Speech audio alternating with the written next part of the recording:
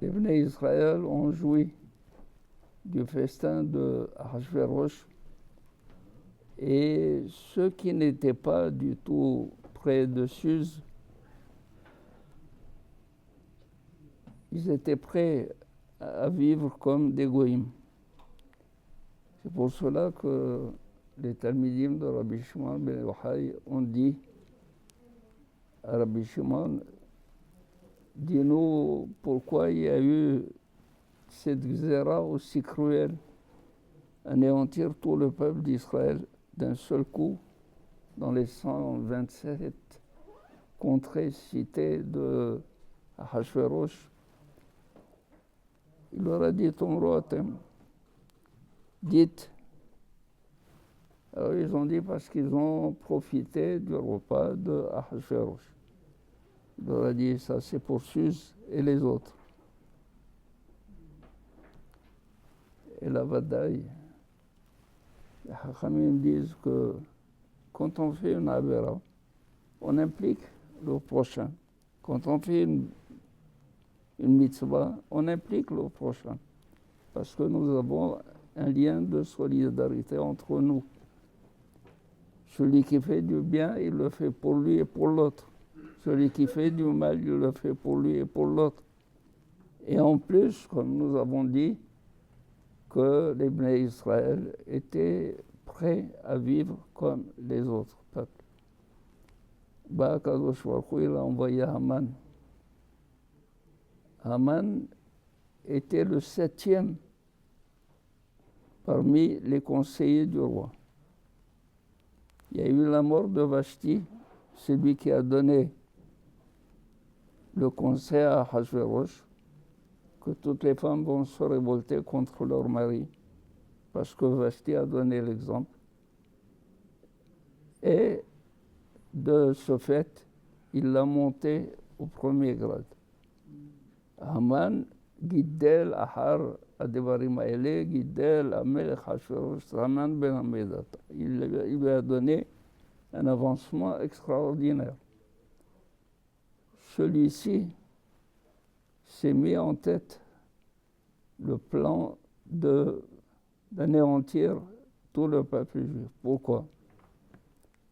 Parce que dans la guerre, il combattait avec Mordechai. Ils étaient des compagnons d'armes. À un certain moment, Haman avait besoin de manger et d'eau pour se... Il a dit à Mordechai, donne-moi. Il a dit, c'est pour moi. Il dit, sauve-moi. Il a dit, est-ce que tu acceptes d'être mon Eved? Il dit oui. Il dit, alors faisons un acte. Il a fait un acte. Et l'acte, pour l'écrire, il a pris le sang de Haman, il a écrit comme quoi il s'est vendu à Mordechai comme Eved. Dès lors, Haman s'est mis en tête. Mordechai, il a une preuve comme quoi il ne doit pas du tout être un conseiller du roi, haut placé. Alors il voulait s'attaquer à Mordechai. En s'attaquant à Mordechai, il dévoile son jeu. Alors il a voulu s'attaquer à tout le peuple, à Mordechai. Il a méprisé le fait de s'attaquer à un seul. Il va s'attaquer à tout le peuple d'Israël. Et qu'est-ce qu'il fait? Il va chez Amelech Ahasverosh, le roi Ahasverosh, lui dit, Shno Amehad, il y a un peuple, Mefouzar, Mforad, il est dispersé, il est divisé, Bechol Amim. Quand tu leur demandes, viens faire un travail, là, aujourd'hui, c'est Shabbat Hayom. Fais le travail, un autre jour, c'est Pessah, Shavuot, Sukkot, Yom Sheni Hayom, Yom Hamishi Hayom. Il a dit, de quoi ils sont utiles? Le roi, ça lui rapporte rien de les laisser. Et il dit, je te donne 10 000 quintaux d'argent pur pour les acheter. Il a dit à Kesef Natullah, cet argent garde-le.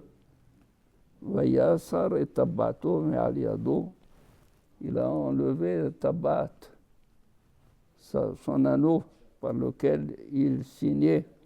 Il a dit, Am assez beau, fais ce que tu veux avec ce peuple. Bon, les Hachmim, ils ont dit, Akadosh Baruch Hu a envoyé 48 prophètes pour ramener le peuple d'Israël. Ils n'ont pas écouté. Mais le fait d'avoir enlevé la tabat et la donné à Aman, le peuple d'Israël a été en émoi. Et il a accepté de faire Teshuva. Voilà encore un fond de l'histoire de l'événement de Purim. Tisko la mitzvot.